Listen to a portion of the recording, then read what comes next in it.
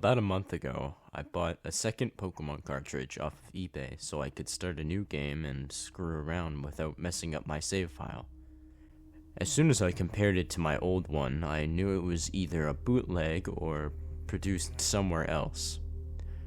You can see in the picture how the sticker doesn't fit the front of the cartridge, and the red plastic is cheap and almost see-through. If you look close, you can see the internal battery on the second, while the first can't be seen at all. When I started it up, it only had one option: new game. And unlike the well-loved cartridge I had been using, it didn't have any wears or marks from being inserted into the Game Boy Color or anything, indicating it had been used. Well, what the hell. I figured. I had poured plenty of money into the franchise, and one bootleg game wasn't going to kill me. I popped it into my Game Boy Color and started playing. A couple of weeks ago, I lost my Game Boy Color for a while, so I had to play it on my SP. No huge deal, I thought. When I started the game up, oddly enough, the backlit screen of my SP went out. Like I was playing on an old Game Boy Advance or Color. I thought that was pretty weird, considering the lower setting of my SP screen was brighter than the high setting on my friend's SPs, as I took good care of it, and it was unlikely that the backlight would be going anytime soon. But as soon as I switched to playing Sapphire, the screen lit back up. I'd played my other Red on this SP plenty, and it never dimmed for an old Game Boy game, so I just attributed it to the game itself being poorly made, which makes no freaking sense. I know.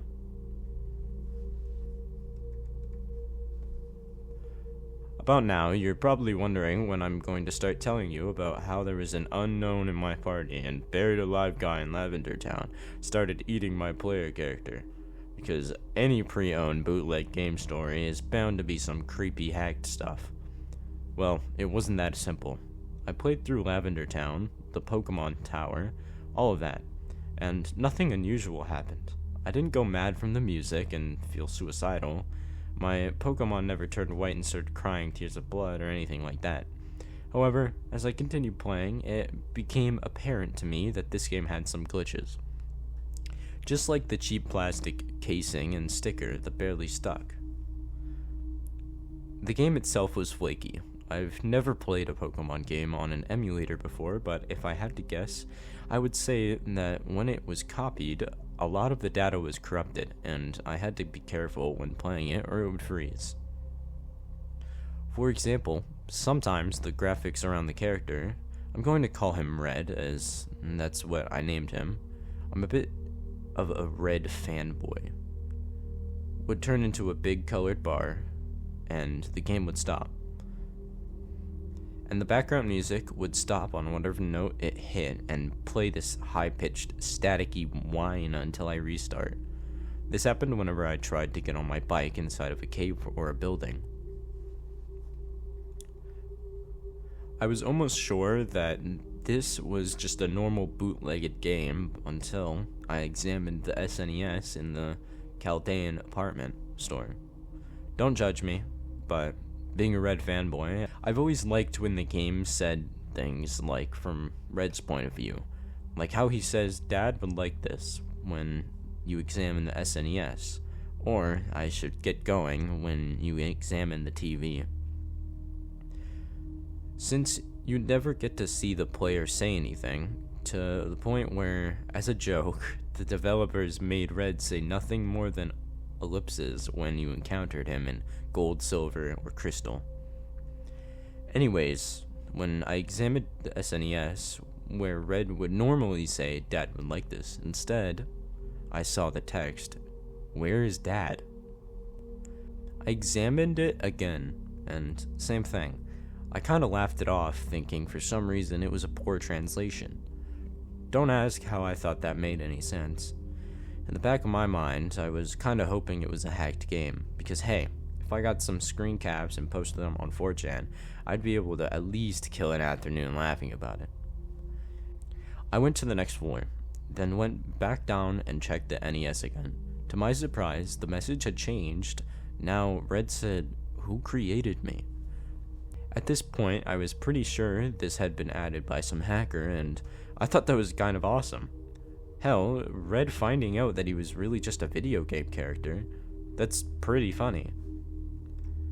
After that, and after failing to find any other added in dialogue, I continued on to the game story. At that point, I was about near the part where you surf to Cinnabar and Seafoam Islands. But the glitching was getting worse. Sometimes the map would get distorted, like Glitch City, and Red would be surfing on a tree or a house or something like that, and couldn't move. I had to fly out and try again. As a kid, I had always liked doing Missing No and Glitch City, and I had a Game Shark back in the day, so the glitches were kind of cool. Eventually, I made it to Cinnabar. Now, being an avid glitcher way back when, of course, the first thing I did was fly back to Viridian and do the old man trick.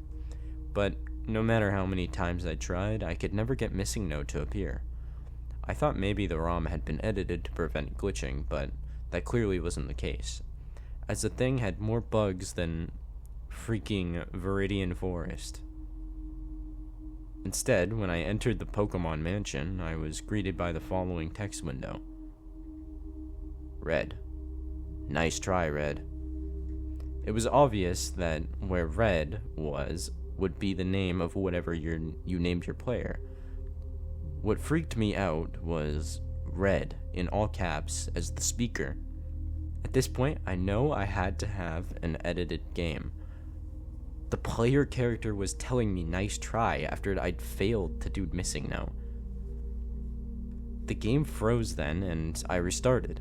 I haven't saved since before I tried the Missing No glitch, but when I turned on the game again, I was back in the mansion, exactly where that window popped up. The game froze then, and I restarted. I hadn't saved before I tried the Missing No glitch. But when I turned on the game again, I was back in the mansion, exactly where the window had popped up. I could move again, so I went ahead and played through the mansion. Call me a wimp, but despite my excitement, I was scared, so I played slowly and with all the lights on. I was still playing on my SP, and the internal light still didn't work, so I used that as justification for me being a massive wuss. Things only got weirder. After I left the mansion, I got a message from the PA. Ding dong, time's up, your Safari game is over. Having done Glitch City in the past, I knew this happened whenever you flew out of the Safari Zone. As expected, I was outside the Safari Zone gate the next time I hit A, with the attendants asking me if I got a good haul. Having done Glitch City in the past, I knew this happened whenever you flew out of the Safari Zone, as expected. I was outside of the Safari Zone gate the next time I hit A, with the attendants asking me if I had gotten a good haul. I had an immense feeling of foreboding when I went to leave the gate, scared I'd be in Glitch City or even worse. I had a flyer, but you have to understand, this is all a little unnerving. Instead, I was in Pallet Town, but there was no music. Nothing. Another text window appeared. Red. This isn't where I'm from. Red. This isn't where I'm from. I've been lied to. I couldn't move my player after that, so I went to reset, but something stopped me. Instead, I opened the start menu and went to fly the hell out of there. But to my horror, the Pidgeot I used to fly wasn't there.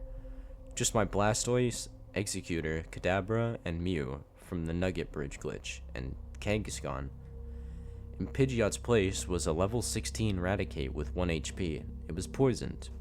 I checked its stats and it had the OT Blue and new Hyper Beam, Quick Attack, Glare, and Skull Bash. I don't even know if Raticate can learn all those moves, since I've heard that Gary's Raticate died. seriously, in the game. But I had named Gary Douche in this game for a few laughs. I guess the original trainer's name was Blue.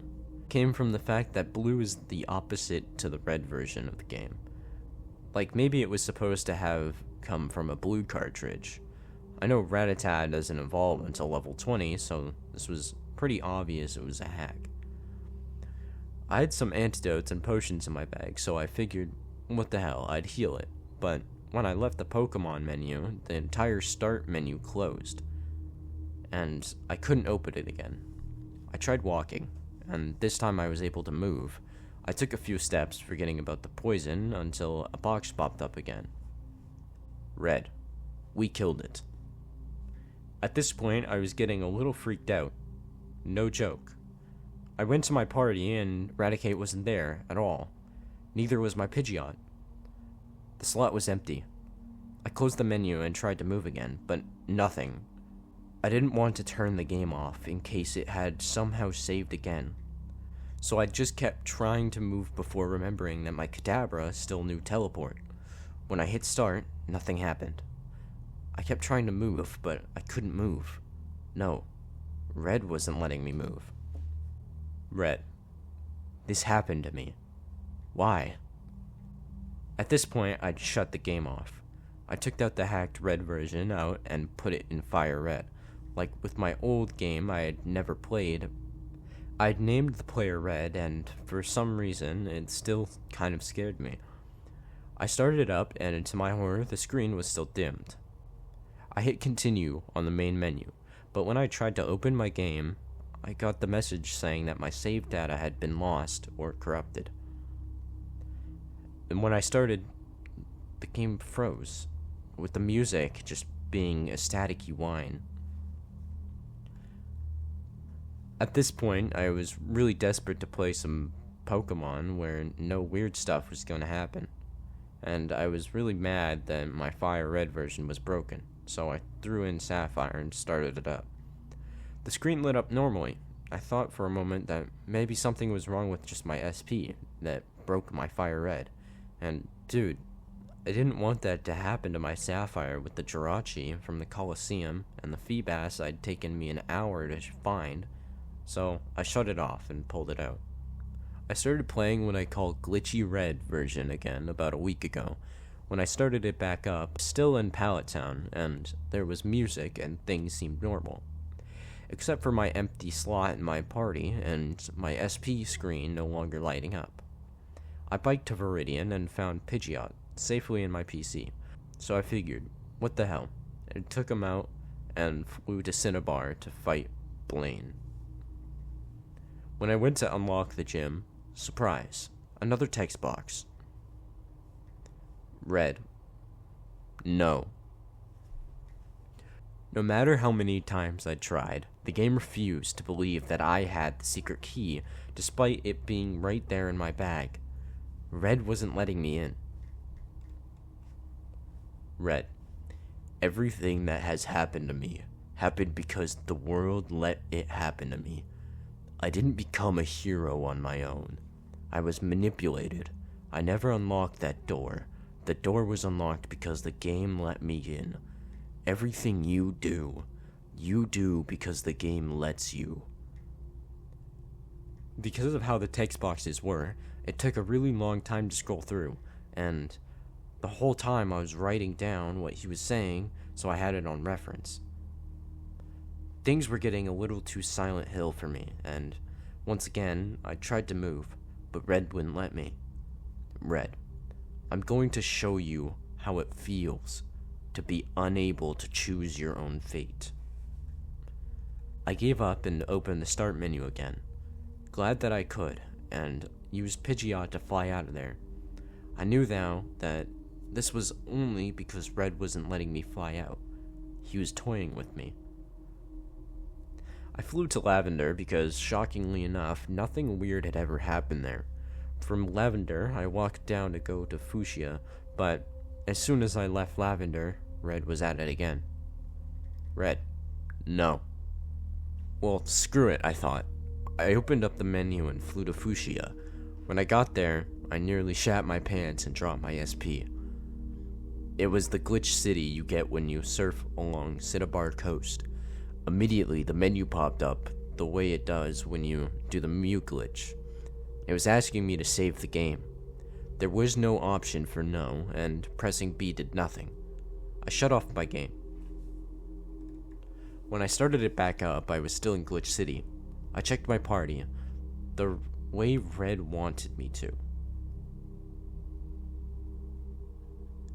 Pidgeot and Kadabra were there, but instead of Teleport and Fly appearing when I selected them, there was only Cursed. Not Curse, like that stupid creepy black Creepypasta, but Cursed. I was smart enough not to select it, and I hit B until I was out of the menu. And Red was telling me stuff again. You're staying here with me, Red. They replaced me because I was glitched and not good enough. I thought this was my story, but I'm just a character in a video game. They took everything from me. My voice, my freedom, my legacy. And they replaced me with some brown-eyed kid. I understood now that he meant Fire Red version and Gold Silver and Crystal versions where he'd been demoted to the final boss. He let me move, and to my surprise, the game never froze. Even as I was walking on water and stepping onto houses. Eventually, I suppose I went too far, because the screen turned black around my player. Red, am I a joke to you? A yes and no option popped up. I can't tell you how fast I hit no. Red, then why do you keep doing these things to me? Why do you corrupt my world and show me glitches that aren't meant to be? Why do you want to hurt me with missing no? I never wanted to hurt Red, it was just for fun. The game had bugs and we've all exploited them just for fun, right? Red, why did I have to die? Just because I'm a hero? I shut off my game. That night I had a dream where I was a Pokémon trainer. The player from Fire Red, who I will never think of as Red. I was being chased by a white pale body. While I can't feel any pain in my dreams, I know some people can, but the pale figure eventually caught me and ripped at my chest and sides with his nails. The last thing I saw before I woke up was the face of my attacker, a little boy with bright red eyes, black hair, and a red and white hat. For the next few days, when I played it, it was because I had to. I was trapped in the blackness because Red refused to let me go. Because he was forsaken and forgotten, left to just be abused by players who came back out of nostalgia and just to exploit bugs. Because I played so much, I almost always had a headache from the high-pitched noises the game makes. I had to call out work sick. I could never move, but I found comfort in staring at the screen with the black background and my player. Red didn't say anything to me. I couldn't play Fire Red again, even though it worked on my DS. Yesterday, I finally got to Mount Silver on Heart Gold, and I couldn't bring myself to battle Red. I don't know what he'd do to me if I beat his replacement. Would he be angry? Happy? Would his defeat put his spirit at peace? I don't know. No matter how many times I play through the games, Red will suffer the same fate, because he is a hero, and because these games let him only go so far, Red will never again be able to experience the glory of being a hero. And neither will we. No matter how many times you start a new game, it will never be the same as the first time you played. You know what's going to happen, and yet you just play for nostalgia, because it's the game you used to know. Because it's just a game to you now. I killed Red, and so did you. Unlike Ash Ketchum, he's never going to be the hero of another game in brand new region. He's never going to be a hero of another game in a brand new region. In Heart Gold, Gold's successor, Ethan, had even taken his accomplishments from him, being the one to catch the Pokémon Red had fought so hard for: Mewtwo, Zapdos, Articuno, and Moltres. His life is over for him. He became such a legend that nothing was left for him to even be proud of himself. I finished Glitchy Red yesterday. When I finally checked my trainer card, there was a sprite of Red, as he appeared in Gold, Silver, and Crystal. But in the game's same monochrome color scheme,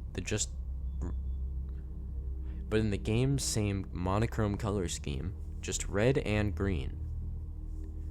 When I looked closer, the red pixels made up his shirt looked darker and arranged oddly, almost like he was bleeding from the chest. None of my badges or time played or trainer ID, just the sprite. When I returned to the menu, instead of my name appearing as red, there was a word, gone, for my trainer card. I selected it, and this time, the card was blank. Red, go ahead and forget me now. Goodbye. The game reset, the way it does after you beat the champion, and this time there is only one option: new game. I found my Game Boy Color earlier today and started playing it on there. When I played on my SP, the screen lit up and everything was normal. I had to start a new game on my Fire Red, but it's working again. Even the bootlegged Red version plays normally. No glitches, but I can never see Red's silence the same ever again. Or even the hilarious Missing No and Glitch City bugs. I have a much deeper respect for the silent protagonists in the game, for all we put them through. Lavender Town used to creep me out, but now I find it very peaceful, as even Red, who wanted revenge on a world that had treated him horribly, could never mess with the resting place of a fallen Pokemon. Someday, I hope to stop waking up with scratches on my torso.